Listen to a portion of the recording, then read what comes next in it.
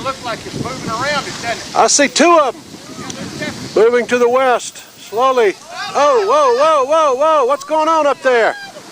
There's two of them. Who is that? Look, look, look, drop. Look. Right again, there it goes. Right again. Yo, look, it's right there. No, it's saying look. It is a slow-moving thing going in the sky towards land.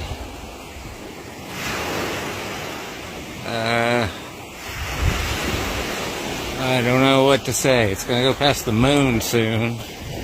Maybe I can get both, or maybe the moon's too bright.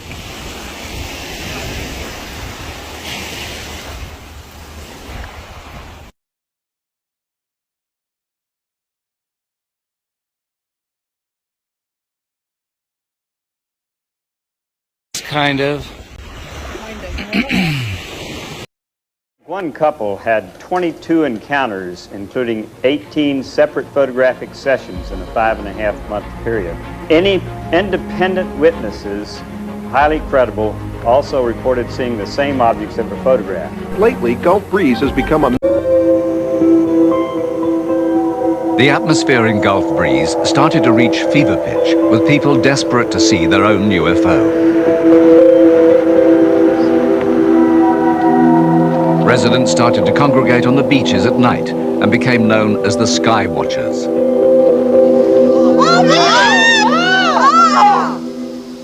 my God! Come on, follow it down. Shoot her up. Shoot her up. Shoot her up. Turning. It's turning. A spotlight. Something's pointing down out of it. There is. Oh, big, red, bright. It's coming towards us, isn't it? It's getting closer to us. I can see that with my naked eye. Wow. And it's shooting out to the right. We started going out on watches, and from there on, it's just been a wild and crazy ride of watching UFOs in the sky around here. There's two of them! There's three of them. Did you see the white? Did you see the white black spot in the middle with the ring all around it? Points of light all around it. Look, drop! Look! Oh, look, it's brighter. Yo, look, it's right there. Just go, baby, go, Bubba. Come on over here and show us some more, Bubba. Bubba! No, don't go away. Oh, no, come back. That baby went in warp drive. They did strange things, moved around, strange motions in the sky. Sometimes they would fall and disappear. Sometimes they would stop and turn red. At times you could see the object revolving. Slowly. Oh, whoa. What's going on up there? This is a modeling Two of them. Got something hanging out the side. Damn. Not see it. Good Lord. What is that baby doing? And one of the things we were trying to do was to see if we could get some sort of an interaction with the UFOs themselves. Two waves of UFOs, bright cherry red lights appeared. We had this handheld 500,000 candle power light, and by flashing that light 3 times at the UFO blinked back 3 times. Look, drop! Look! It was very profound to have that interaction. So there's some intelligence on the other side of this thing that's aware of us and is responding to us. So what were the Sky Watchers seeing? They believed that they were UFOs, but was there another answer? Most people want to be a part of the crowd or to be a part of what's going on, and I think this may have something to do with some people's experiences. There are some people on the periphery of the experience that will feel like they have a need to be a part of what's actually happening. The plane is going right toward it. The plane went right in front of it. If people really had seen something, could the answer be found closer to home? Gulf Breeze has one of the world's highest concentrations of air bases, which makes it almost impossible not to see an aircraft when you look up at the sky. A large number of people, perhaps even as much as 80% of the more people observe craft in the area, are simply observing misidentified objects such as the planet Venus or a meteorite, or simply airplanes observed by an untrained eye. And we identify a lot of reports as being aircraft. But ex-US Air Force pilot Bland Pugh believes he has pictures which prove otherwise. I started out taking fast photography, if you will, using 1,000mm film. All I was getting, no matter what I did, was a red light and or a red light with an orange center. I knew there had to be something else there, so the only thing that I could think of was to go to a time exposure. We noticed that there was some movement left to right, left to right. We could see that these oscillations were in a set pattern. Bland also photographed aeroplanes, comparing their straight flight patterns with the erratic path of the UFOs. I spent almost 5 years in the military, in the Air Force. I've seen enough airplanes. I've been in enough airplanes. I was a pilot at one time. I'm sorry, they're not airplanes. Inconclusive, perhaps. More intriguing are a set of pictures taken of a reported incident in January 1994.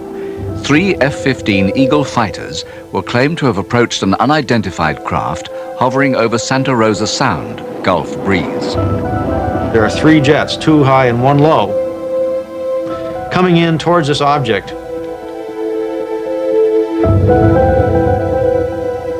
And it turns out that the photo shows the jet actually blocking part of the image of the UFO. This jet flew along and actually made a little bit of a turn around the thing, indicating the guy must have seen it.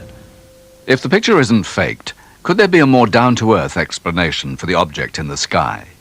I am now convinced that some major contractors in the US of A are building vehicles that appear similar to some of the UFO sightings.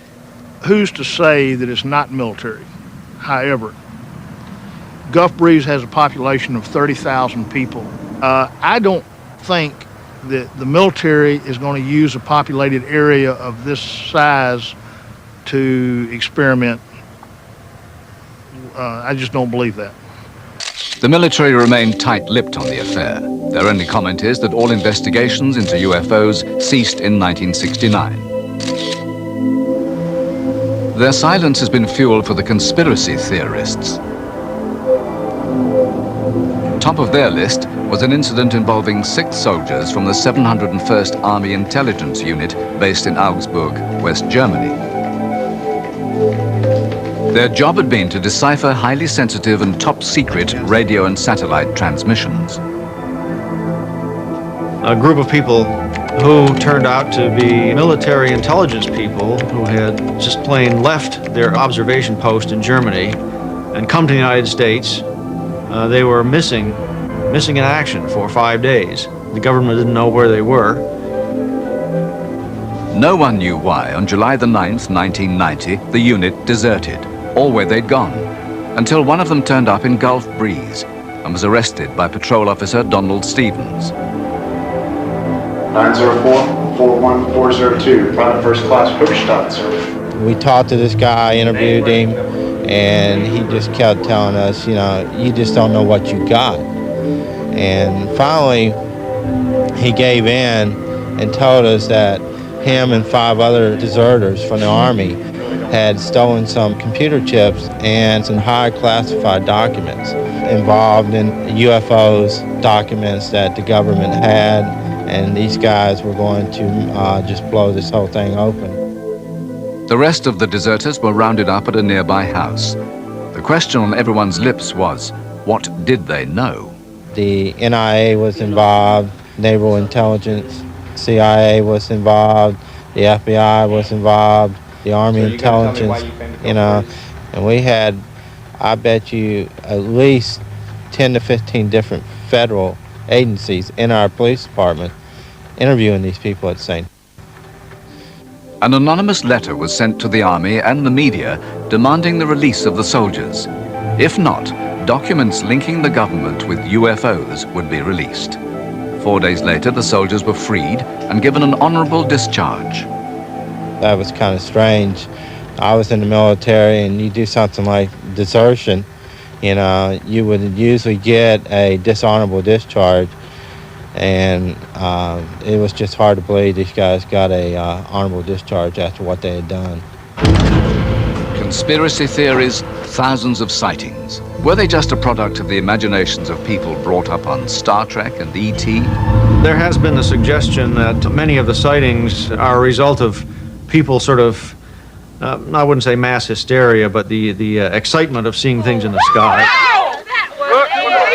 Is this beautiful or what? I was riding my bicycle and a craft did come down and take me, and they were doing surgery on my knees. Whether the stories are true or not, it certainly seems that many people in Gulf Breeze believe they've had a close encounter.